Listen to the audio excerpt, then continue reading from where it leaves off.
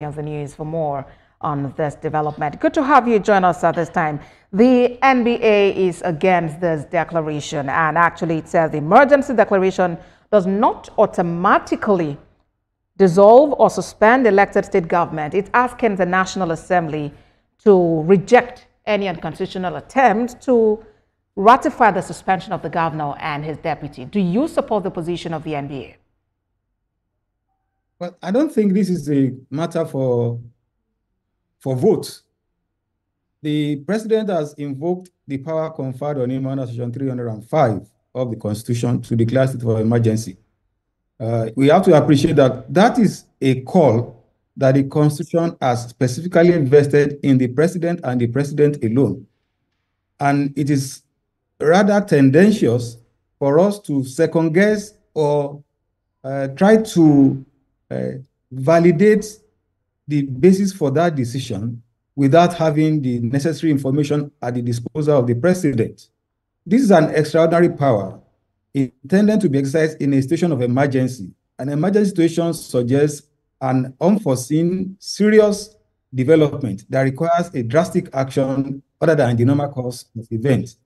So I believe that the Constitution was clearly anticipatory of the exercise of this power and also created inbuilt checks, which is that the decision to impose emergency, declare emergency, is actually an interim power of the president, subject to a condition subsequent.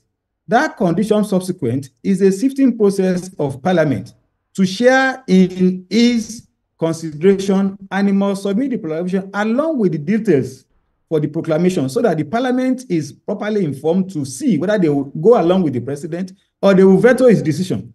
Now, the Constitution has provided a high threshold for parliament to uphold a declaration of state of emergency. And that threshold is that the two arms of the national parliament, all of them sitting separately, must have 2/3 of support for that proclamation before it can remain in force after it has been submitted to parliament. I think this check has not yet been tested, and it is a bit premature for us until we see what the attitude of the National Assembly will be, case in which the power has been rightly invoked by the president. If parliament considers it appropriate to validate the president's decision, then we have to trust in the system and also trust in the fact that the president has sufficient information that are going to be essentially confidential material of national security that informed his decision. Until we have a window into all of that, it may be premature and rather a bit tendentious to just condemn the declaration. On the issue of whether there is a removal or not, I listened to the president. There has been no removal of a governor. There has been no removal of the parliament. What the president has done is to freeze the powers of the governor and the parliament, which before now, in any event, were unable to perform their functions, and therefore overreach the authority of the state executive. If you look at Section 5(3), which people have not looked at, of the Constitution, Section 5, subsection 3, the executive power of the state is only exercisable to the extent that it does not impede or prejudice the exercise of the executive power of the federation, where the president considers that a government in a state combining the executive and the legislature are unable, and by their inability have put the state in peril, and also where the asset of the federation in that state is in danger because of their inaction or their action, the president is generally entitled to extend his executive power to the state level. And then that is what we have here. The governor has not been removed, he's only been suspended. And the parliament of the state is also suspended, pending when National Assembly would determine whether the president has acted constitutionally or ultra vires. Now, is there a time frame? All right, Mr. Nwanikoko, is there a time frame for the National Assembly to sit and decide on this matter? And based on precedents, is either of the legislative arms likely to actually contradict the provisions of the proclamation?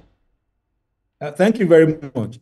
If the parliament is in session now, they have from the day the president transmits that proclamation to them, they have 2 days to ratify or approve it. If they don't approve it, it's by operation of law, vapors out. It vaporizes, it's no longer effective. So a president, you should expect, will not take this decision without having consulted and checked his numbers of the kind of support base he will get in parliament before he takes this kind of serious decision, because if the decision is not carried by Parliament, it reflects badly on the president's judgment. I want to believe that the president has done his consultation and the Parliament has probably given signal to him that they appreciate that the enormity of the situation warrants his proclamation, and that when he gets to them, it's likely to meet with their approval. If they are not in session now, within 10 days, that has to happen. After 10 days, the entire proclamation will vaporize if there's no approval. But mark you, whereas there's a high threshold to approve, the Parliament at any time within that 6 months can convene and by simple majority can still terminate it. So the mention of 6 months is just the outward extension. It does not have to last for 6 months. If reason prevails in the state, Constitution shows that peace can be restored. This can be terminated in a matter of 1 month, either by the president himself or by Parliament by simple majority. All right, and going by the provisions of paragraph 5 of that section 305, under which this proclamation is based, it reads, quote, "The president shall not issue a proclamation of a state of emergency in any case, unless the governor or his deputy, failed to actually act or reach out to the president." Would you say really that that time frame has elapsed? I mean, reasonable time provided by the Constitution, which has to be considered before the president can step in and take this action? Thank you very much. We are not privy to know what kind of engagement the president and his governor of the state have had, but at least we know publicly that there has been several invitations to the Aso Rock by the governor for over a year. And I think recently too, there was a meeting by the president and the governor. So if in the course of that, the president comes to the view that the governor is either unwilling or the challenging situation, the president says, but in section 5 of that provision, it is only when the threat is limited to that state that the president must wait for the governor to invite his intervention. What I see here is this. The dispute has generated the level of tribal agitation, where the entire Ijaw nation, spreading across 5 states, Rivers, Delta, Edo, Bayelsa, and Ondo, after they have been speaking on behalf of the governor as something they believe they have a duty to protect, regardless of the constitutionality of what is going on. That means that the dispute has transcended, the threat has transcended the borders of Rivers State. In that case, the president does not need the governor of the state to invite him before he can act. So I think that coloration to the dispute, where a lot of other interest groups that cross state boundary have started issuing threats, and we are beginning to hear of pipeline being blown up and threat of it happening. I think that is a justification for the president to act in this system, because it's already transcending. Don't forget, it's not until the president does not have to wait until the actual emergency happens. Where there's a clear and present danger on the imminence of it happening, the president is entitled to act proactively rather than reactively until the thing has happened. All right. And I think if you look at 3055, the circumstances we have here already is beginning to transcend the borders of Rivers State. Senior Advocate of Nigeria, Abiodun Owodikoko, thank you very much for your time on TVC News at 1. My pleasure. Have a good afternoon. You too. Still ahead on the News at 1. World Health Organization donates essential medical equipment to Borno State government to strengthen